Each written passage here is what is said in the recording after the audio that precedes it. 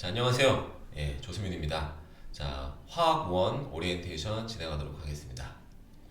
예, 화학 원은 총 8명의 학생이 듣는데 그중에 6명의 학생은 작년 통합과학 때 들어던 학생들이고 이제 2명의 학생들이 이제 새롭게 이제 들어온 학생들인데 처음 본 학생도 있고 그다음에 좀 1년간 직역해 본 학생들도 있을 건데 자, 좀 새로운 마음으로 시작하는 마음으로 한번 오리엔테이션 진행하도록 하겠습니다.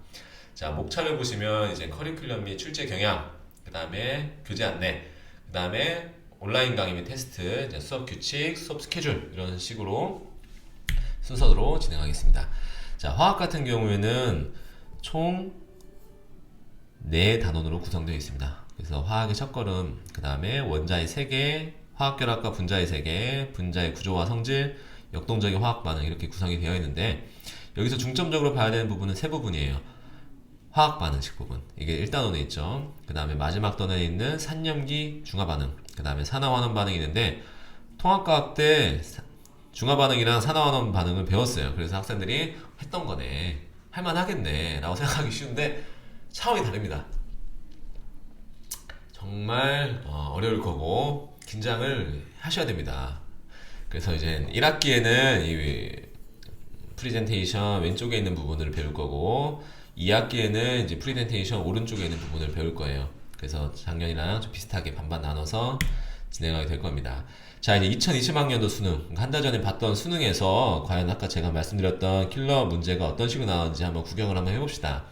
일단 14번 같은 경우에는 아까 말씀드렸던 대단원 1단원에 나오는 화학 반응식 문제인데 이런 복잡한 자료들이 나오는 걸 2분 30초 내지 3분 내에 해결하려면 많은 훈련이 필요하겠죠. 자, 이제 17번 같은 경우에도 화학 반응식이고 18번 같은 경우는 중화 반응입니다. 그 다음에 19번 같은 경우는 다시 화학 반응식이고 20번 같은 경우는 산화환원 문제인데 이런 식으로 킬러 문제가 고정적인 단원에서 고정적으로 나와요.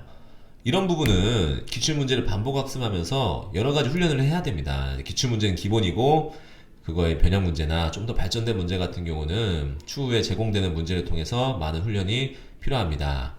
단순 암기가 아니라 여러 기간, 긴 기간 동안 반복해서 훈련하는 부분이라는 것을 참고해 주시고, 그 다음에 이제 의외로 어렵게 나온 단어들이 있어요. 이제 이런 부분 같은 경우에는 이제 전기 음성도나 그 다음에 홀전자수 같은 걸로 여러 가지 복잡하게 만든 문제인데 개념은 다 아는 건데 시험장에서 시간 내에 문제를 푸는 것이 상당히 어려울 겁니다. 그 다음에 탄화수소 같은 것들, 이런 식으로 탄화수소가 되게 다양한데 이런 것을 원자 4개가 결합한 탄소 원자수의 개수 가지고 이 탄소 화합물이 뭔지, 탄화수소가 뭔지 판단해야 되는 것은 시간 내에 푸는 게 되게 어려울 거예요. 이런 부분 같은 경우는 다양한 문제들을 많이 풀어보는 훈련이 필요합니다. 자, 이제 3개년 등급컷에 보면 47, 46, 47 이런 정도로 구성이 되어 있습니다. 이런 1등급 컷이 이렇다는 것은 한 개 틀려야 된다는 거죠. 1등급 맞으려면. 아까 위에서 봤던 문제처럼 상당히 복잡한 문제들을 한 문제 틀린다는 것은 쉽지 않은 과정입니다.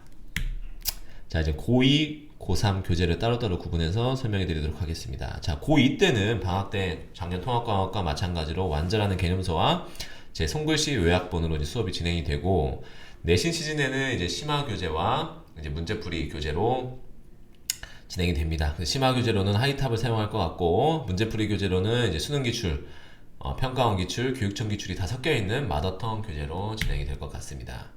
자, 이제 고3 때는 조금 이제 한 차원 더 높은 공부를 해야겠죠. 그래서 이제 EBS 수능 특강 수능 완성 교재는 필수적으로 하고, 그 다음에 2학년 때 기출을 한번 했지만 사실은 3-4번 정도는 반복을 해야겠기 때문에 자히스토리를 교재를 활용하고, 그 다음 마지막 이제 6월 모의고사 끝나고부터는 이제 입시기관에서 나오는 사설 모의고사들을 많이 봐야 돼요. 그래서 대성이나 중앙이나 UA, 그 다음에 기타 다른 강사들이 만든 문제 같은 것을 사설 모의고사로 해서 대비하도록 하겠습니다. 자, 이제 여기까지는 이제 새로운 내용이고, 그 다음에 기존 학생들은 다 이제 익숙한 부분일 텐데, 제 이제 유튜브 채널 자스민의 과수원이라는 그 채널에서 방학 동안에 예습 복습 강의가 업로드 됩니다. 분량은 길지 않고, 분량은 10분 내외 정도일 거니까 일주일에 한번 수업 오고 10분 정도 예습 복습 강의를 듣는 거 정도는 할 수 있겠죠? 그 정도는 할 수 있을 거라 생각이 들고, 그 다음에 학생들이 되게 싫어하는 건데 매주 테스트가 있습니다. 매주 직전 수업에서 배웠던 개념에 대한 테스트가 있고 테스트 결과는 반평균과 함께 학부모님께 발송이 됩니다. 저는 숙제를 검사하기보다는 이 테스트를 잘 보냐 못 보냐가 복습을 했고 안 했고를 결정한다고 보기 때문에 물론 뭐 결과주의 뭐 이런 건 아닌데 그렇습니다. 아니, 수업 규칙 같은 경우에는 저는 수업의 흐름이 끊기는 걸 싫어하기 때문에 수업을 부득이하게 못 나올 경우에는 거의 100% 보강 수업을 따로 진행을 합니다. 근데 제가 판단하기에 부득이한 사정이라고 생각이 들면 뭐 별도의 교습비는 없이 제가 보강 수업을 하고 있고요. 뭐 단순 변심이나 뭐 늦잠, 그다음 뭐 단순 반항 이런 같은 경우에는 그때 가서 다시 한번 얘기해 보도록 하겠습니다. 그 다음에 특정 단원에 취약할 경우에 시험 보기 직전이나 그럴 때 1대1로 제가 방문을 하든지 따로 불러서 부분적으로 수업도 추가 진행도 가능합니다.